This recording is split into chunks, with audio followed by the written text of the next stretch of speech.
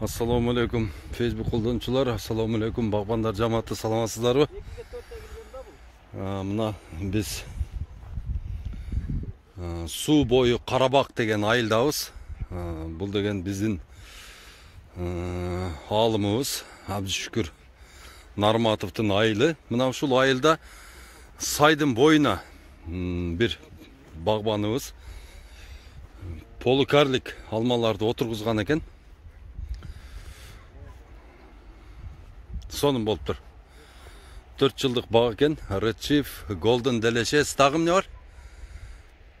Golden Delicious, Red Chief, анан Granny Smith, үчөө бар. Түшүм кандай болду? 2020. 2020 жакшы болуп турду түшүм. Жакшы экен. Чото обрезка кыла элек го? Обрезка баштайлы эле экен. Мал жеп коюп туруп.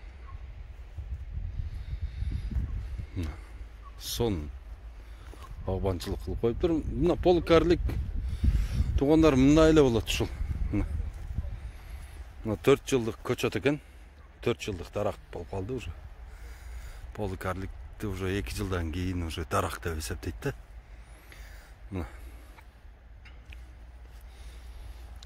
Мына Granny Smith'теринен канча килограммдан алыптыр? Жакшы алган болуш керек. Бул ийилип сынып болуп да. Жакшы. 4-нчы жылы өзү 20 килограммдан кем бербейт да полукарлик. 4-нчы жылы. Мына Red Chief окшойт да? Жакшы. Стволунан эле билинет да Red Chief. Стволу бөлөкчө болот. Мына Golden окшойт. Мына алмаларды кара. Быйыл да раса салат экен да. Сонун болот экен. Мына ушундай эле кичинекей эле бакча кылып койсоңуздар, өзүңөргө жегени бала чакага кеңири чыгып турат. Мына тети тоолорду караңыздар. Бияк болсо дарыя экен.